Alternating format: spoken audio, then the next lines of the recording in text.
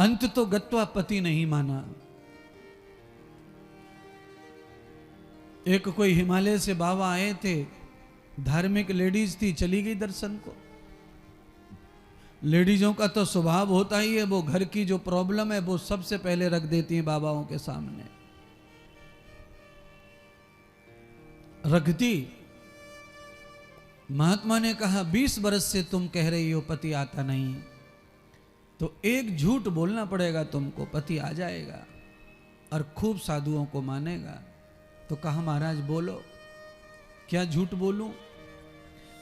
तो तुम जाकर पति को ये कह देना कि मैंने आज हिमालय से बाबा आया है, उसको तुम्हारी वो दिखाई है जन्म पत्र का, और महात्मा ने तुम्हारी डेट ऑफ बर्थ देखी है, तारीख देखी है, और उसको देख करके उन्होंने भविष्यवाणी की है कि अगले सोमवार को तुम मरने वाले हो।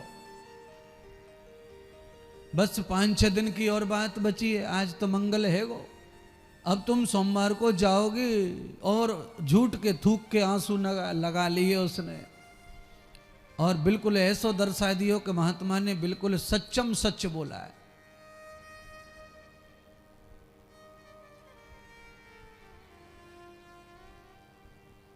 तो पति ने सुना, तो मरने की बात को सुन के तो लोग डर जाते हैं। कितना भी कोई नास्तिक हो, पर भविष्य वक्ता की बात को लोग मान भी लेते हैं। पत्नी से इसने कहा कि अब ये बता कि सोमवार को जो तेरे गुरु ने, तेरे बाबा ने बताया है, मैं ना मरूं उसका कोई उपाय तो बता। तेरे बाबा से पूछ, तेरे बच्चे तू सब विधवा हो जाएंगे, कैसे रहेगी, कैसे होगा?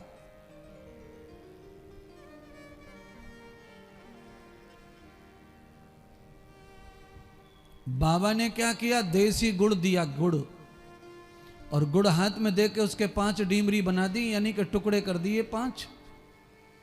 सोमवार तक के लिए गुड़ दिया, कहा कि ये गुड़ की डीमरी रोज खिलानी है पति को, ऐसा झूठ मूठ को। तो कहा देखो तुम मानोगे तो हो नहीं गुरु जी को, तुम लोग मानते नहीं हो साधु संतों को, पर महात्मा जी ने ये बूटी दी है, बूटी, अगर आप इसे सोमवार तक लगातार खाओगे राम का नाम लेकर, तो आपको हो सकता है सोमवार को नहीं मरना आएगा। सोमवार तक उसने डर के मारे रोज गुड़ खाया, रोज राम नाम लिया। सोमवार निकल गो, मंगलवार आ गो, मरा नहीं, क्योंकि वो मरने वाला था नहीं। महात्मा ने ऐसे मार दिया डराने के लिए।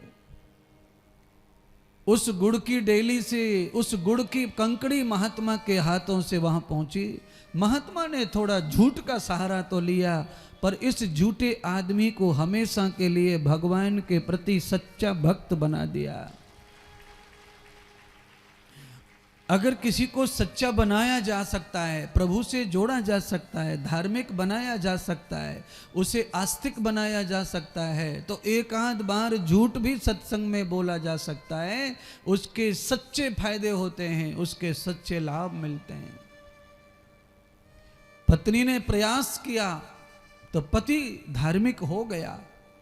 पर ये दोनों पत्नियों की कथा सुनी आपने, ये दोनों कथाएं कहती हैं कि दोनों लेडीज सफल इसीलिए हुई क्योंकि वो दोनों सत्संगी थी, महात्मा को, संत को मानने वाली थी, इसीलिए दोनों ने ही अपने पतियों का भला किया।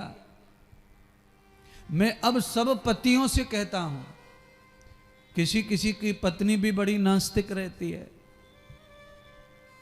पति से लड़ पड़ती है। ज्यादा पूजा पाठ व्रत उपवास करने वाला कभी कभी पति होता है, पत्नी बड़ी नास्तिक होती है। पत्नी को घूमने जाना है, उसे क्लब में जाना है, उसे कुछ पीना है, कुछ खाना है, कुछ ऐसी भी पत्नियां हैं।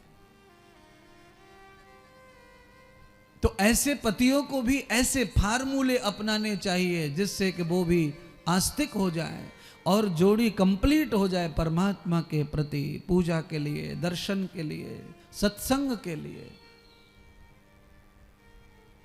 देखो किसी की परिस्थिति में कुछ आ गया है कि पति आ ही नहीं सकता, चाहे कुछ भी हो जाए, तो कोई बात नहीं, आप अकेली आ जाओ।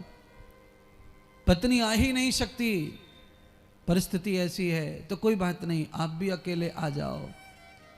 पर अगर थोड़ा थोड़ा कह करके आया जा सकता है जोड़ी से, कुछ कम ज़्यादा करके संसार में, तो कथा में जोड़ी से आना चाहिए, जोड़ी से बैठना चाहिए।